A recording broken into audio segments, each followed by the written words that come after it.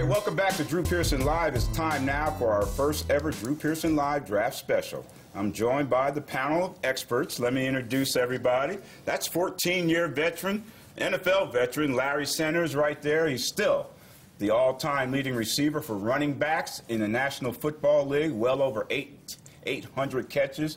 Almost doubled what I caught. I ain't mad or nothing. But anyway, sitting next to Larry there. Thanks for being with us, Larry. Appreciate it. There's our man who was in Chicago. That's Matt Thornton. And Matt was the Dallas Entertainment Journal editor.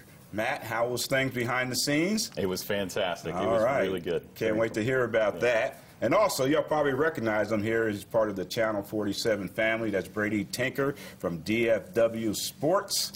And this guy you probably recognize as well. He's been on Drew Pearson Live a number of times. That's Doc from the A&E show. So this is our panel of experts, and you guys are all qualified, As right, it were. to talk about the draft. We are right this minute. Over, that makes us experts, right? Because we're never wrong when we go after or post-draft, right?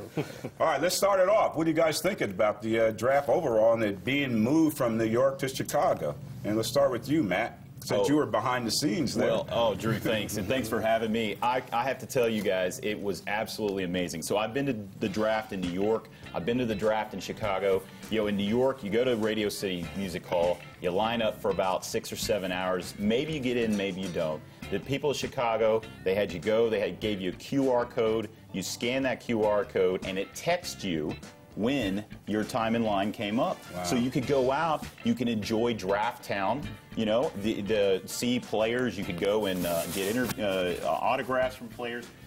Draft Town was just absolutely amazing. And you got swag. So, I mean, the swag bag they gave you, you know, so they got you this really cool swag bag here. Nice. You know, so you got all kinds of goodies from Skittles. in there, huh? Yeah, you got some goodies in there. And you even had an opportunity, Drew, to create a custom shirt. So, you know, you could create a custom shirt, Thornton, you know, 15, well, throw your, and of course to be you had to have politically those. correct, you should have had 88 on it. I ain't saying none. Well, it was draft 15. That's a good point. I should have, absolutely. But No, it looks good. What's on the other side? Yeah, so that's the draft. 2015 draft logo is there. So That's sweet. Yeah, so it was really cool. Yeah, so the turnout was awesome for that, and I'm sure they're going to carry that to another city next year. But you still had to get down to business, and the first part of the draft went kind of as expected. Those two quarterbacks, Winston and Mariota, went at top. Brady, is that what you I thought there might be expected? trades. Yeah. I'm not surprised that they were the first two picks. I thought there might be trades. There were a lot of candidates that all of us thought might be interested in either one of the quarterbacks for different reasons. It's a quarterback league, Drew. Yeah. It has been since you were playing. Absolutely. And you have to have a quarterback to even get your fans interested, and you certainly have to have a good quarterback to win and get to the playoffs. So that didn't surprise me. The running backs went a little bit earlier. We were sort of thinking, do the Cowboys have an interest at 27 if one of those guys, Gordon, probably falls to them, and that was out of the window 10, 15. So nothing really shocked me, and I only look at it from a Cowboys perspective for the most part. So I was happy with the way it went, through 15, because I kept thinking, there's still defense, there's still defense, there's still defense. So I thought it was good. I mean, the NFL is great at what it does, and that is making damn money. They certainly can do that. And, you mentioned about the running backs. Were you surprised that Gurley went as high as he did? I was a little bit surprised. I expected Gordon and Melvin to go a little bit higher. Melvin Gordon and Gurley to go a little higher. I don't think that the running back has the type of value in the league that it has had in the past. You know, it's been a diminished position overall. So, that's kind of the way things are going. And that always is that way until the season starts. Then everybody's talking about how important a running game is. Look at Indianapolis. They know how important a running game is. They got the great quarterback, and they've had great receivers, but they know they need that running back to make it all work. And that's they gave up a ton to get Trent Richardson too. Man, and so that's where they're still trying to figure out. Right. But it was a good draft overall. I think it went pretty much as expected, as the experts were picking in their mock drafts and things like that. But what about the Cowboys, Jim, in their picks? Well, I mean, I love the Cowboys' first pick. I mean, I think they got quite possibly got the best athlete in the entire draft. Yeah. I mean, the kid, now he didn't play in, the the strongest division in college. He played at Connecticut, played at UConn, but you know, I mean, when you look at him, you look at him on tape, I mean, he can run, he can jump. You know, nobody's going to throw a jump ball on this kid. So, I mean, I'm anxious to see if he can play. There's talks about the possibility of him ending up at safety as well. Yeah. And then, you know, you talk, did they draft him to put pressure on Brandon Carr to get that contract worked out? You know, there's the issue with Skandrick. So, I mean, I think it was a great pick. Yeah. What did you think about that, Matt? Yeah, I love the pick. And the thing that really is impressive about him is not just his athletic ability. He's a really smart kid, too. You know, he got a 33 on his Wonderlic.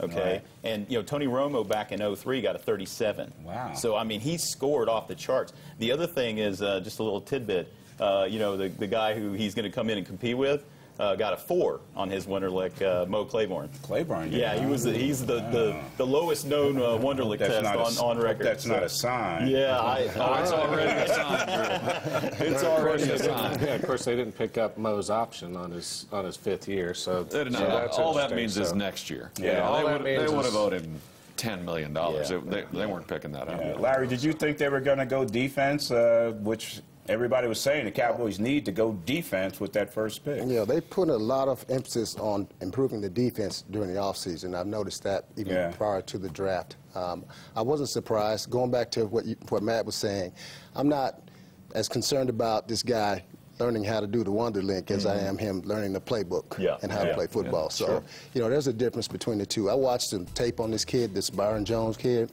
and he is definitely a football player, including a great athlete. Yeah.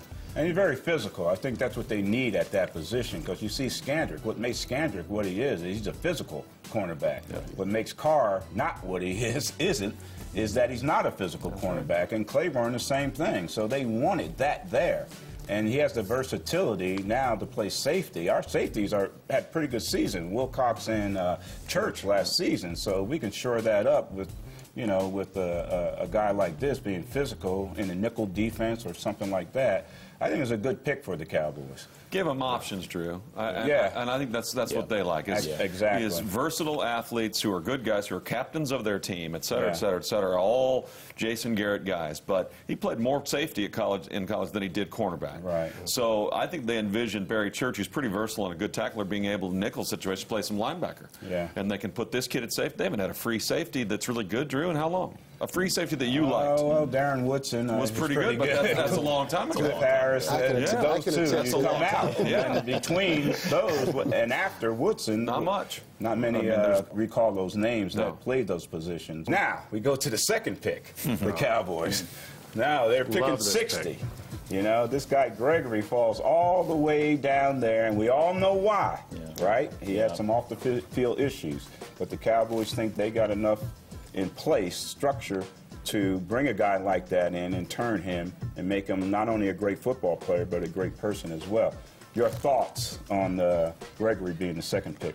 Well, I mean, he's a top 15 talent. I mean, if he doesn't have the off-the-field issues, if he doesn't have the issue going into the camp and, you know, doesn't miss the meetings and such, I mean, this kid's long gone. Yeah. He's long gone. He's, like I said, he's a top 15 talent that fell to number 60. And he falls right in, just like Brady said a minute ago, I mean, talking about having options.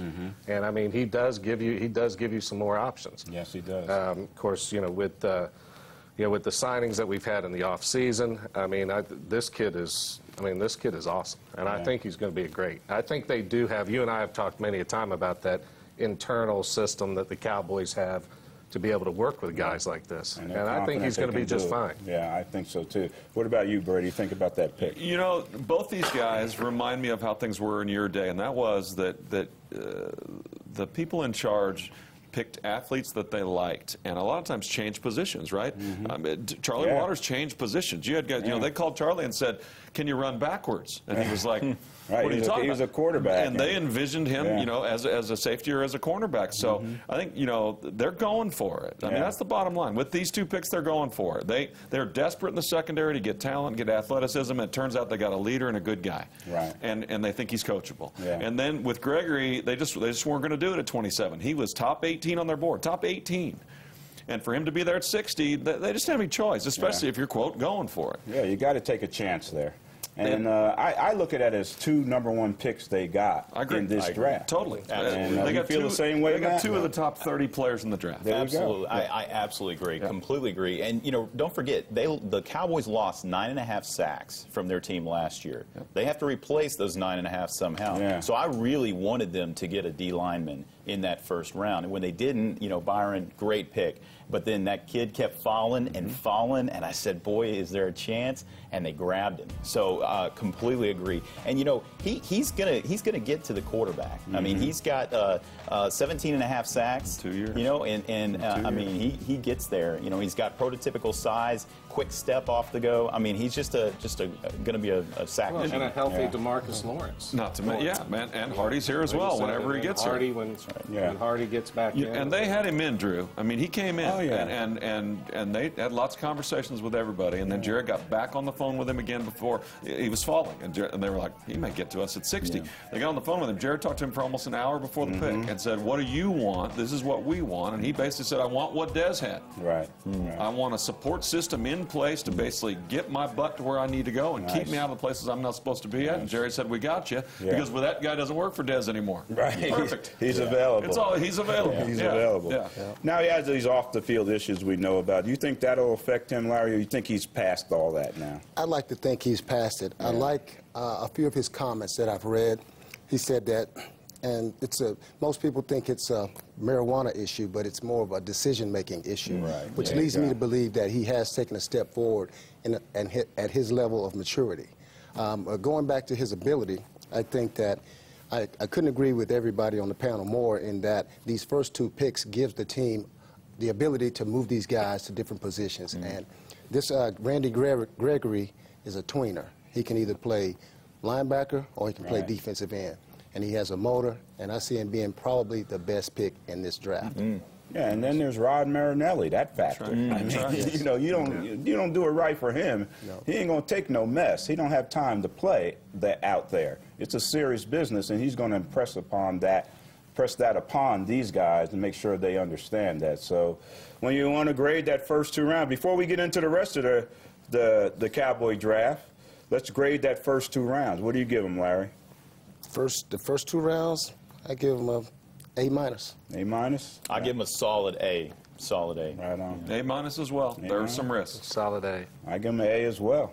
All right. Yeah. Here we go. All right. We're all in accordance. The rest went this good. That doesn't happen. All right. We got more to discuss. The rest of the draft, and I want you to give the overall grade on the Cowboys draft the rest of the way. And again, they went heavy on the defensive side, so that's what we expected. We're going to take a quick break, but when we return, we'll be breaking down the later rounds of the draft and giving you our overall grades for the 2015 draft. So stay tuned. Drew Pearson Live is brought to you by Whataburger. The Honey Mustard Whata Chicken Club is a tangy twist on a tasty classic. Enjoy it while you can, only at Whataburger.